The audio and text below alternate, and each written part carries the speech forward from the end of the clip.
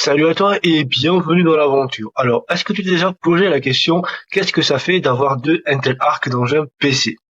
Est-ce que on a un bug ou est-ce qu'on a plus de performance ou quoi que ce soit d'autre?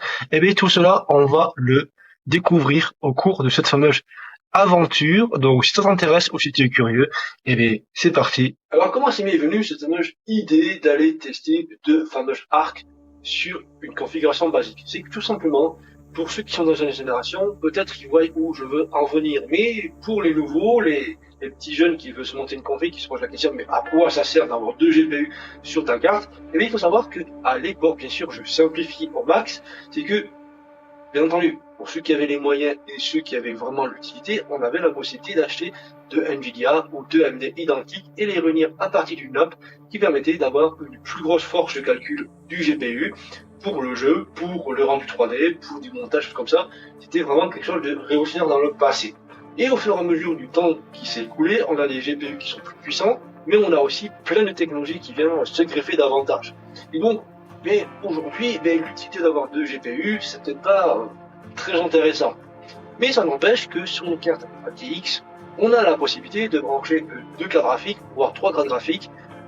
Et du coup, c'est ce qu'on va vérifier. On va voir si une Intel Arc, branchée avec une seconde en dessous, si c'est stable, déjà d'une part, si on obtient plus de performance, même si la configuration que j'ai sur cette carte-là va faire en sorte que la carte en dessous soit un petit peu bridée, parce que la première sera en 7X, la deuxième sera en 8X sur le PCI Express, mais ça n'empêche qu'on va quand même découvrir, parce que pour ma part, c'est une simple découverte qu'on va faire, je ne sais pas du tout le résultat, peut-être qu'on va tomber sur un effet waouh parce que ça va booster la carte, peut-être qu'il n'y en a aucune différence, ou peut-être que ça va faire cracher la machine par la suite. Ça, on va le découvrir à travers l'aventure. Et c'est pour cela que je te demande en retour, que si tu aimes ce genre de démarche que je fais sur la chaîne, pourquoi pas me soutenir en venant rejoindre le club et en fidélisant bien sûr cette fameuse aventure qui permettrait d'avoir une plus grande visibilité sur la plateforme. Et de même, tu peux réagir dans les commentaires si tu as même des suggestions, des trucs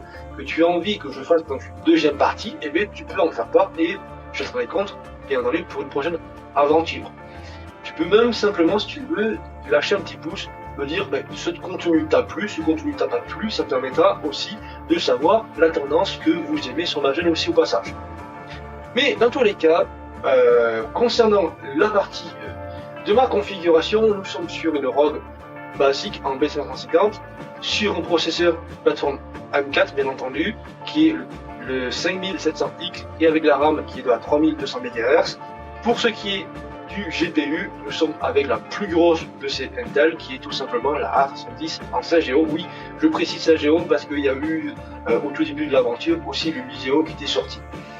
Et dans ce petit bébé que tu vois ici, nous sommes avec une carte un peu plus récente qui est une version OC de la base de la Arc édition, où celle-ci elle a un wattage bien énervé et qu'elle a aussi un peu plus de fréquence. Ça va nous permettre aussi de répondre aussi à une autre question. Est-ce que cette carte-là, qui est plus puissante, va permettre à la Arc Edition d'avoir une plus grosse performance? Ou est-ce que ça va foutre la carte en PLS? On va découvrir tout ça. Si tu es toujours curieux, alors on part pour le premier test. Bien entendu, je vais aussi préciser une chose. Ces fameuses cartes qu'il y a dans ce boîtier et l'édition ont été déjà benchées dans les vidéos précédentes. Donc si tu veux avoir une idée des performances de cette carte là et de la fameuse édition, va voir les vidéos qui sont dans la playlist bien entendu. Donc on part sur le premier test. Allez, go. Alors voilà le premier résultat que j'ai obtenu, mais attention, ce que tu vois à l'écran, il faut le prendre avec des pincettes. Pourquoi je dis ça? Parce que déjà j'ai découvert que le software control n'était pas très fufute du fait que tu cliques sur le bouton par défaut. Tu as mis ta carte sur le PCI 16X et tu as cliqué sur le bouton par défaut. Du coup, la Titan par défaut, ici, elle est à 230 watts. Tu lances ton bench, tout se passe très bien. Tu vas faire la chose suivante, tu vas atteindre ton PC, tu vas intervertir les cartes, tu redémarres en te disant dans ta tête, vu que tu as cliqué par défaut, le soft est censé comprendre que c'est plus la même carte, donc il va régler l'édition par défaut. Donc tu lances ton bench sans te poser tellement de questions à l'arrière-plan et ton bench crash. Tu te poses la question, mais qu'est-ce qui a fait crasher le bench? Et quand tu vas voir sur le soft control, tu vas voir que les paramètres qui ont été appliqués, c'est les mêmes paramètres qui étaient sur la Titan. Le soft n'a pas eu l'intelligence de remettre les paramètres par défaut de l'autre carte, de la nouvelle. Donc c'est déjà le premier problème que j'ai rencontré.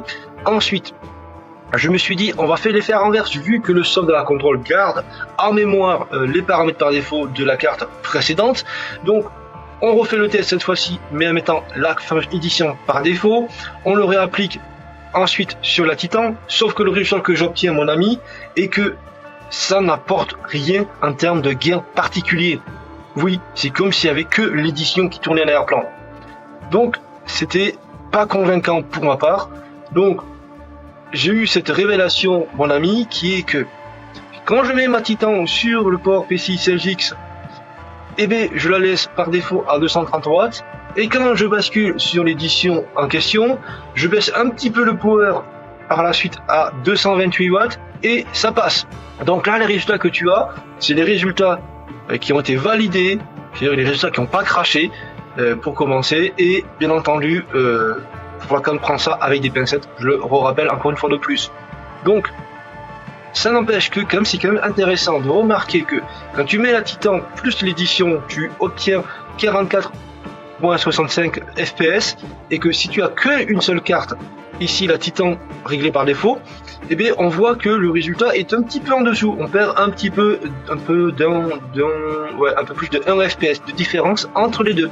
Donc c'est vrai que 2 GPU, c'est quand même très intéressant. Mais ça n'empêche que, vu que j'aimerais refaire le test cette fois-ci, mais avec une carte qui est vraiment équipée de 2 fois CFX, je pense que le résultat pourrait être beaucoup plus intéressant pour ma part. Et autre chose aussi, le résultat qu'on a obtenu ici, je pense qu'il faut vraiment pas en tenir compte, parce que je dis ça du fait que là on est à 18 FPS. Je trouve qu'il y a eu un bug quelque part dans la matrice, parce que bon, voilà. Mais dans tous les cas, c'est celui qui a été validé. J'ai fait plusieurs fois, mais c'est le seul qui n'a pas craché, donc du coup, je l'ai quand même validé entre parenthèses. Donc voilà pour le premier tir avec les différentes technologies embarquées. Alors j'ai pas tout fait bien entendu. Là on va passer sur l'autre partie qui est le plus classique, qui parlera, je pense, à une grande majorité des personnes. C'est que tout simplement ici nous avons le direct out, le direct orange et le truc mobile en question, et bien entendu le fameux Vulcain en question. Alors on peut vraiment remarquer que tout simplement ici, on est vraiment très bien parce qu'on est en qualité et légendaire. Donc on peut déjà remarquer que ici on est à 13 417 avec la Titan et l'édition. Ici avec l'édition et la Titan on est à 13 117. C'est un petit peu moins, mais c'est quand même très intéressant. Et par rapport à la Titan toute seule ici, on fait déjà un petit peu mieux. On peut le remarquer partout, c'est partout pareil. À part ici que la Titan toute seule elle performe un petit peu plus que l'édition au-dessus, mais sinon dans l'ensemble général, le résultat pour ma part, je le trouve vraiment très intéressant. Donc si jamais il y a des personnes qui ont envie que je vais plus loin dans ces tests-là et qui veulent me soutenir dans la démarche, peut-être dans une future aventure, si jamais tu as envie de donner d'autres idées intéressantes à appliquer, n'hésite surtout pas, mon ami, parce que pour ma part, moi, même si ça m'a un peu frustré tous les crashs que j'ai eu en retour, mais c'est quand même très intéressant de voir un petit peu le résultat avec 2 GPU sur une carte mère ATX, disons, basique. Alors, t'en as pensé quoi de ce fameux test de 2 GPU ARC sur une balle ATX standard? Alors, bien entendu, moi de mon côté, je suis pas convaincu à 100%, et je vais t'expliquer quelles sont les raisons. Si tu es du même avis que moi, ou si tu as des questions, des suggestions ou autres, tu en fais pas dans les commentaires, parce que je rappelle que vos commentaires que vous ferez à travers cette vidéo permettra de construire tout simplement la seconde aventure. Dans tous les cas, qu'est-ce qui fait que je suis pas convaincu du fameux résultat que j'ai obtenu? Parce que, pour commencer, la carte mère que j'utilise, c'est une très bonne carte mère, avec un seul GPU, mais avec un deuxième GPU, c'était une autre question.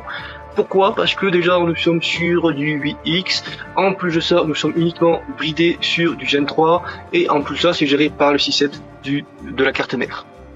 Donc, tu vois, il y a plein de facteurs qui fait que la carte est un petit peu fortement ralentie. Bien entendu, j'ai essayé dans le BIOS de trouver différentes configurations dans la partie GPU, mais le résultat que j'ai obtenu, c'est le meilleur que tu as vu à l'écran. Voilà. Donc c'est pas très glorieux pour ma part. Ensuite, la seule chose que je trouve la plus dangereuse dans l'aventure, c'est avec le soft de fameux Arc Control. Comme je l'ai souligné, ce fameux soft, tu mets les paramètres d'une carte, tu penses que l'autre paramètre sera applicable, remettra par défaut l'autre carte, au final ça ne marche pas parce qu'il y a tout ça en mémoire. Et il me semble, alors ça fait très longtemps bien entendu que j'ai pas fait ça, mais il me semble que quand tu mets deux Nvidia, je suis sûr quand même à 99% que tu as les deux cartes qui sont présentes. Sur AMD, je sais pas trop parce que j'ai pas fait de bi-GPU. Mais dites-moi dans les commentaires. Dites-moi dans les commentaires parce que j'ai pas envie de dire non plus de la merde, mais dans tous les cas, il me semble. Il me semble vraiment que sur les deux autres constructeurs, on voit les cartes qui sont présentes et qu'on peut les configurer séparément. Là, ici, sur celui-ci, Arc Control, non. De toute façon, moi de mon côté, je vais pas hésiter à faire un petit rapport au service technique de ces Arc Control pour le souligner, ce genre de petites choses, peut-être. Alors peut-être que je serai le seul dans le monde entier qui pose une question à la con, mais qui sait. Alors les autres facteurs aussi qu'il faudra prendre en compte, c'est que on a aussi la température. Parce que avoir deux GPU dans un boîtier, même si tu ne fais rien de particulier, tu vas avoir la ventilation qui va se déclencher un peu plus fréquemment. Et si tu fais par exemple de la game ou tu vas bencher, là par contre, pour le jeu tu vas être un peu plus fort que d'habitude. Et pour ce qui est de la bench, je ne dis pas le bordel que ça fait. Alors oui, j'avoue une chose que ma configuration de mon boîtier au niveau de ces ventilateurs sont en mode turbo, donc ça part très rapidement dans les tours. Parce que tout simplement je préfère avoir un peu plus de bruit pour avoir un boîtier qui reste toujours à des températures correctes, surtout quand c'est l'été qui arrive. Bon, dans tous les cas, ça c'est pas le plus problématique, mais c'est à prendre en compte quand tu as un PC qui est sur le bureau et que tu l'entends à travers le casque. Ensuite, il y a la partie game. Alors, partie game, avoir deux GPU Arc, honnêtement, ça n'a rien changé. J'ai eu peut-être quelques espoirs dans certains jeux où j'avais peut-être l'impression que c'était un tout petit peu plus fluide, mais peut-être que c'est juste un effet placebo. Sincèrement, c'est pas convaincant d'avoir deux GPU Arc pour faire du jeu à l'heure actuelle avec la configuration que j'ai fait, bien entendu. Par contre, dans la production, c'est un peu plus intéressant. Parce que j'ai fait un petit test comme ça, j'en ai fait quelques heures. C'est tout simplement que j'ai une vidéo que j'ai mis en 1080p, petite vidéo de une dizaine de minutes, et que j'ai demandé de le réencoder en 2K. Et bien j'ai remarqué que mon tas habituel était quasiment presque divisé par deux. Et ça, je trouve ça plutôt très intéressant quand tu veux faire des grosses vidéos et que ça va te prendre une bonne journée à encoder. Et bien là, ça peut être un bon compromis pour faire ça. Après, il y a aussi une autre question que il faut pas trop parler, la consommation. Parce que la consommation avec deux GPU est quand même assez vénère, parce que c'est la première fois, mon ami, que je vois mon alimentation de ces Cool déclencher son ventilateur. Oui, c'est la première fois. Pourquoi? Parce que tout simplement, j'arrive quand même à un palier assez élevé, du fait que les deux GPU combinés, je tournais dans les 500 watts. Donc, 500 watts de consommé, pour une puissance qui pas vraiment intéressante, parce que je t'avoue une chose, que la grosse pète là, celle-ci là, au-dessus, si je la pousse à fond, que je trouve le temps de le faire correctement, je suis sûr et certain que je suis pas très très loin de m'approcher des résultats qu'on a obtenus avec deux cartes. À sachant que, je le rappelle, que l'édition était poussée à 128 watts. Après, j'aurais pu aller loucher un petit peu plus si je le voulais, mais je ne l'ai pas fait. Mais bon, dans tous les cas, c'est des questions qu'on peut se poser. Moi, de mon côté, j'ai hâte maintenant à lire vos commentaires de ce que vous en pensez, du résultat, de ce que vous avez envie peut-être de voir à l'avenir dans ce genre d'événement, parce que je compte vraiment faire une deuxième partie, mais vraiment en m'appuyant sur vos commentaires. D'ici là, moi de mon côté, je vais aller casser la croûte et moi je vais vous laisser dans une nouvelle aventure. Donc n'hésitez pas à cliquer sur les vidéos qui sont proposées, et pour ceux qui veulent aller beaucoup plus loin ou qui veulent soutenir la chaîne, pourquoi pas la rejoindre. D'ici là, bye bye à toi et on se retrouve pour une prochaine.